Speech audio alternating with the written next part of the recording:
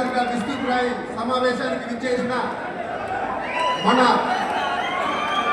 జాతీయ అధ్యక్షుడు మన ఆంధ్ర రాష్ట్ర ముఖ్యమంత్రి వర్యులు నారా చంద్రబాబు నాయుడు గారికి హృదయపూర్వక శిరస్సు వంచి స్వాగతం పలుకుతున్నాము.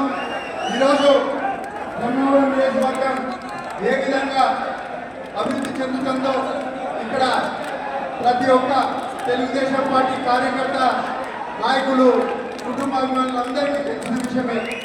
ఈరోజు కొత్తగా ఏదైతే మనం ఈ కార్యక్రమాన్ని మొదలుపెట్టామో ప్రజావేదిక, ఒక సైడ్ ప్రజావేదిక అనే పేరు పెట్టి ఈరోజు P4 కార్యక్రమాన్ని మొదలు పెట్టుంటే మా అందరికీ గుర్తుకొచ్చేది గతంలో 2019లో మనం ఆ రోజు గవర్నమెంట్ దిగిపోయిన తర్వాత ప్రజావేదిక కూర్చడంతో జగన్మోహన్ రెడ్డి పరిపాలన రాక్షస పరిపాలన మొదలైతే అదే చంద్రబాబు నాయుడు గారు మళ్ళా 2024లో ముఖ్యమంత్రి అయిన తర్వాత ఏ విధంగా అభివృద్ధి పదంలో వృద్ధాప్య పెన్షన్ మొదలు పెట్టుకొని అన్న క్యాంటీన్లను మళ్ళా రీఓపెనింగ్ చేసుకొని మళ్ళా ఏదైతే డిఎస్సి కార్యక్రమంలో మన యుగలం పాదయాత్ర స్ఫూర్తిదాత మన నారా లోకేష్ బాబు గారు 16,000 చిల్లర డిఎస్సి ఉద్యోగాలను నోటిఫికేషన్ ఇచ్చి ఆల్రెడీ ఎగ్జామ్స్ పూర్తి అయిపోయి వచ్చే నెలలో వాళ్ళు ఉద్యోగాల్లో కూడా చేరే అవకాశం ఉంది.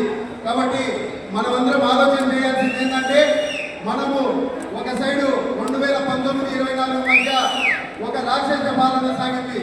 ఒక ప్రజావేదిక కూల్చడంతో మన రాష్ట్రాన్ని పూర్తిగా నాశనం చేయడం జరిగింది. రివర్స్ టెండరింగ్ అనే పేరుతో పూర్తిగా రాష్ట్రాన్ని 15 ఏళ్ళు 20 ఏళ్ళు రివర్స్ తీసుకొని పోవడం జరిగింది. ఒక సైడు గత ప్రభుత్వంలో గత ముఖ్యమంత్రి ఏ విధంగా పాలన సాగిందో మీ అందరికీ తెలుసు. మనం కార్యకర్తలు క్లస్టర్ యూనిట్ బూత్ ఇన్ఛార్జీలు నాయకులు కార్యకర్తలు ఏ విధంగా మనం ఇబ్బందులు పడ్డామో గత 5 ఏళ్లలో మీ అందరికీ తెలిసిన విషయమే. మనం ఎంతో ప్రేమతో ఖచ్చితంగా మళ్ళా మనం నాయకుడిని ముఖ్యమంత్రి చేసుకుంటేనే మన ఆంధ్ర రాష్ట్రం బాగుంటుంది. మన ఆంధ్ర రాష్ట్రంలో యువత భవిష్యత్తు బాగుంటుంది. రైతుల కళ్ళల్లో ఆనందం చూడాలంటే మళ్ళా మన నాయకుడు ముఖ్యమంత్రి అయితేనే ఈరోజు మనం బాగుంటామనే విషయాన్ని మనం అందరం ప్రజలకు తీసుకొని పోయి మన నాయకుడిని 2024లో మనం మళ్ళా ముఖ్యమంత్రి చేస్తున్నాం.